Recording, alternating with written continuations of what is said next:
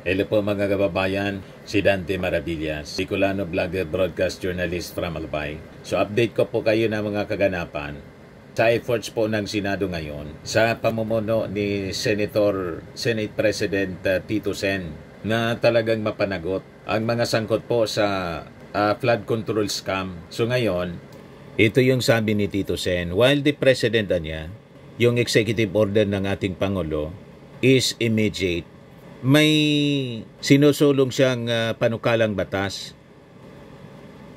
to ensure permanence. Ito, Soto poses for urgent passage itong Independent People's Commission Bill. Sabi po niya, he will formally request President Bongbong Marcos to certify Senate Bill 1215, also known as the Independent People's Commission or IPC Bill, as urgent to fast-track its passage. Paliwanag mga kababayan ni Soto that the measure will ensure that the President's executive order niya creating the IPC becomes permanent law.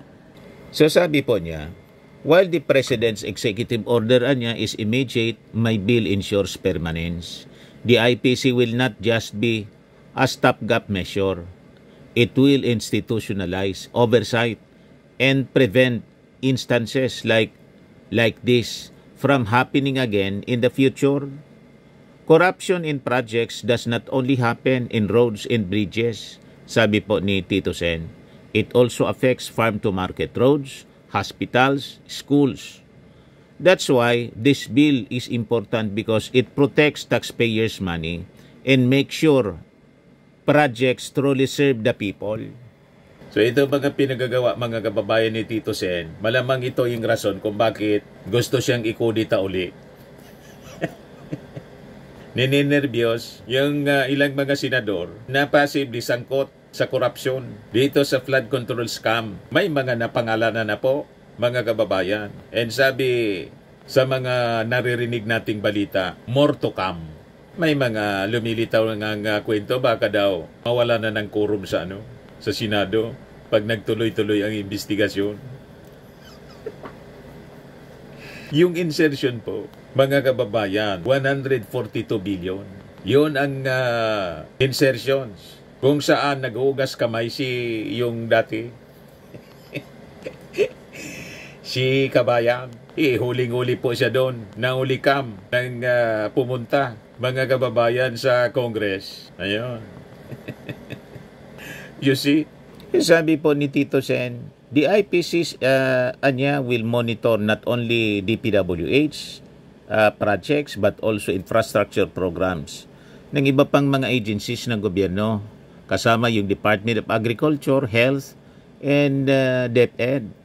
Corruption in projects hindi lang nangyayari sa mga kalsada at mga tulay, pati yung mga hospital at mga eskwelahan, farm-to-market roads.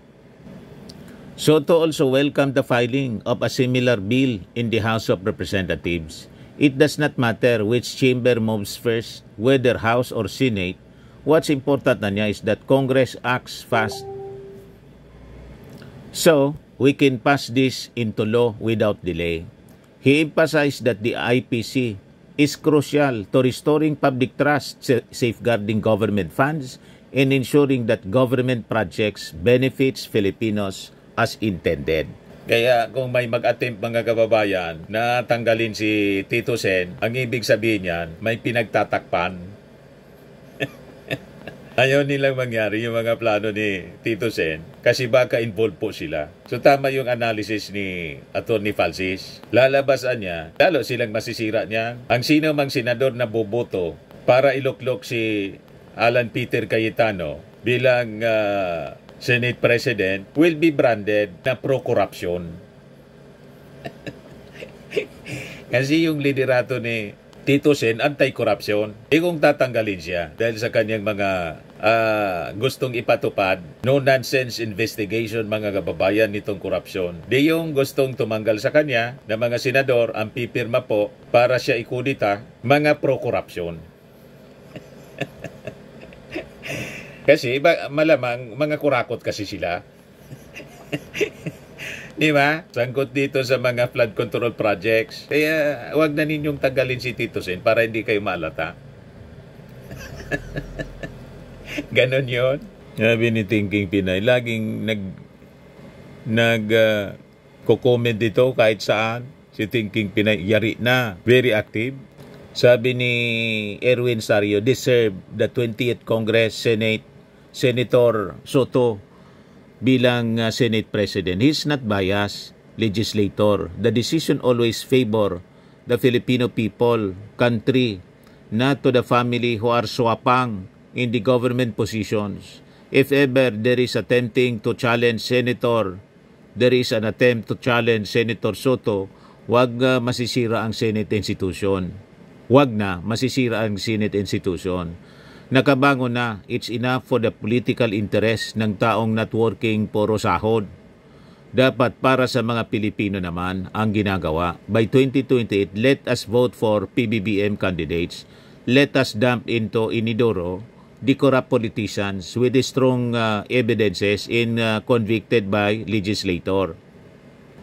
Sabi ni Roberto Rolando Santos, nice. But question is, how people will get nominated on that commission? The system of appointment should have a procedure so that departments to be monitored have no way of paying them off.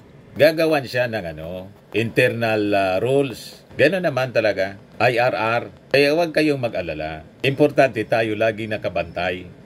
Sabi ni Ferdinand Concorbierta, hindi naman kailangan ng mga Independent Investigative Commission kung gumagana mga investigative agencies tulad ng COA, Ombudsman, DOJ at iba pa. Kahit mag-create ng bagong ahensya kung yung mga tumatao doon ay kasabwat sa katiwalian o takot mag-imbestiga, wala ring kwenta.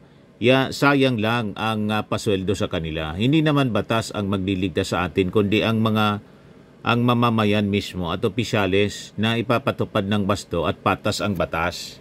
Tama po sana. Kaya lang infected na lahat po dahil sa dekada ng nakasanayan na SOP. Kumalat na, talamak na yung corruption po. Naging normal na, sabi ng ating Pangulong Bongbong. Bakit anya tayo umabot sa ganito? Na naging normal na lang. Kailangan na niya, tuldukan na natin to, tapusin natin ito. Grabe na niya nangyayari sa ating gobyerno. You see? Kaya siya, bumuo ng independent commission. Pati COA po kasabwat. Yung ombudsman ayaw gumalaw.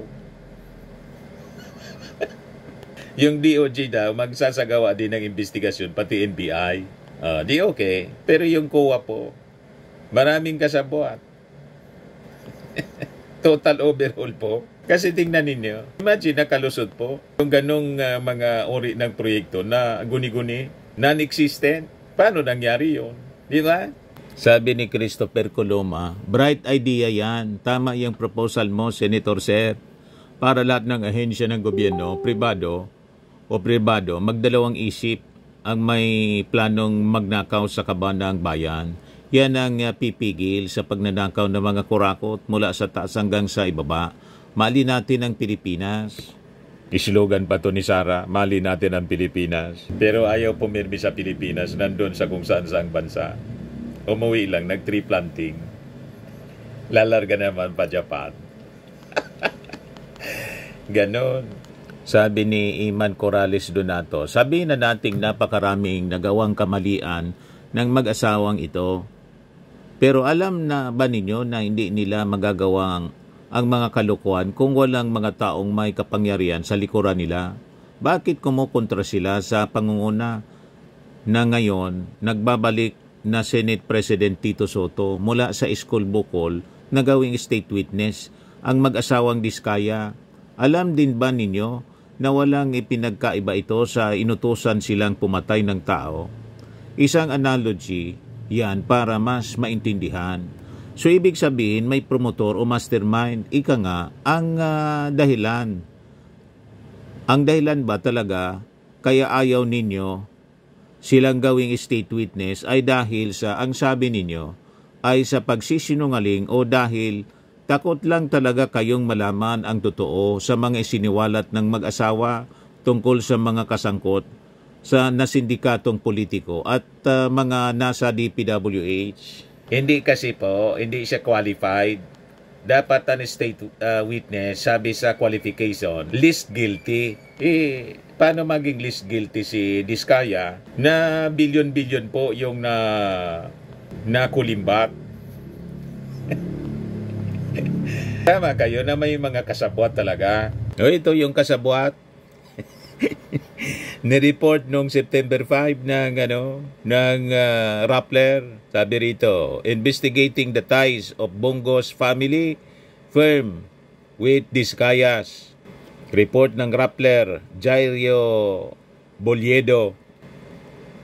Sabi diyan, by partnering with other big firms apart from St. Gerard in 2017, first full year of the Rodrigo Duterte presidency, CLTG won over 3 billion pesos in government contracts in the Davao region.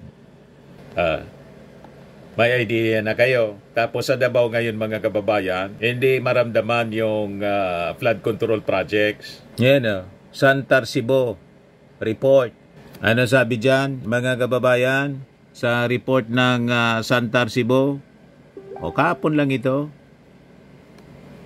A flood reaching waist level was reported in Matina Crossing, Davao City on Saturday kahapon ng gabi, September 13. According to residents, there was no heavy rainfall in the area at the time, but the floodwaters appeared to have come from nearby hills or bukid hanggang Iksan or Balakang waist level.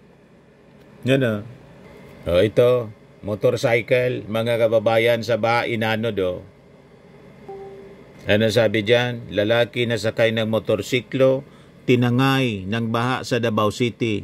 Yan tinangay ng rumaragasang baha ng ang isang lalaki at kanyang motorsiklo nang matumba ito habang sinusubukang tawirin ang binabahang kalsada sa Mintal, Davao City nitong Sabado. You see? Asa na yung 51 billion ni Pulong? Yan ang latest po. Yan matindi, malakas po yung current ng floodwater, strong water current and flooding brought by intense rainfall in Mintal, Davao City have made several areas hard to pass, stranding residents and making movement dangerous. Video footage taken at the intersection fronting gasoline station, former gas ni Juan in Barangay Mintal, Davao City. Ayan Kumusta naman yung flood control ni Pulong na pinunduhan ng pork barrel? 51 billion. Kaya kailangan tala imbestigahan, hindi lang yung Bulacan. Ito yung report ng Rappler po. Nakipag-joint venture yung kumpanya ni Diskaya sa construction company ng pamilya ni Bongo. Based on our computations, the amount of CLTG 5 projects with St. Gerard in 2017 was much bigger compared to the total amount of projects it got in the region the year before 2016. In 2016, CLTG secured a total of 12 projects amounting to 352 million. Around 400 million less compared to the contracts it bagged with the Diskaya firm. By partnering with other big firms apart from St. Gerard in 2017, the first full year of Rodrigo Duterte presidency, CLTG's amount of contracts reached over 3 billion. A total of 3,047,913,365 in Davao region. Ang laging depensa lang ni Bongo, as I have said numerous times as early as 2018, in 2021, 2024, and now, I have nothing to do with their business. Kaya sila ang dapat na tanungin ninyo at hindi ako. Lagi lang ganyan ang sinasabi niya. So kailangan talaga ang malalim na pag-imbestiga. Tama po, hindi pwedeng ugas kamay lang. Di ba? Tulad ni Joel Villanueva, pagkatapos ni Chis Escudero. Lately si Jingo Estrada. Kaya sabi dito sa latest na balita ng DCRH, Discayas admissions make them principal players, not eligible for state witness on flood control scheme, sabi po ni Congressman Terry Ridon ng Bicol Saro Party List. He added that under the law niya, a state witness must not be the most guilty party. In this case, the Discayas on admission point to direct complicity. Parang conspirator ka, parang principal ka na sa krimen ng korupsyon pagka inamin mo na yon. Ang requirement ng state witness ay una, ikaw yung dapat hindi most guilty. Parang sila yung pinakang guilty, sabi ni Ridon. He also cited reports that the Department of Justice requires the family to return money if they seek such protection. Ridon further questioned the selectivity of the Discayas testimony, saying yung paglaki ng kanilang pera nagsimula yun hindi 2022 kundi 2016, 2017, panahon ng mga Duterte. Parang yung sinasabi na may pinipili lang silang pangalanan na kongresista at mga personalidad. Tungkol naman kay Engineer Bryce Hernandez, yung detained whistleblower, si engineer, kapag nag-testify siya ulit sa Huwebes, hindi na siya ibabalik sa Pasay City Jail. I think mas okay ang magiging kalagayan ni Bryce Hernandez sa Senate premises kumpara sa Pasay City Jail. He confirmed that another whistleblower, JP Mendoza, who previously presented photos of stacks of cash allegedly linked to the scam, had requested to return home last Friday to be with his family. Hangad pa rin namin yung kanyang kaligtasan at ng kanyang pamilya, katulad ni Bryce Hernandez. Silang dalawa ni JP Mendoza ang nagbigay ng napakadetalyadong pagpapakita nung pagkakasabwat ng matataas na tao dito sa flood control scam. Ridon said the House Committee on Infrastructure is likely to resume hearing next week, shifting focus from Bulacan cases to alleged overpriced rock netting projects in Benguet. Talagang overpriced yung mga rock netting scheme. Kumbaga ang presyo pang European standard pero ang brand pang China. Kita na ninyo mga kababayan?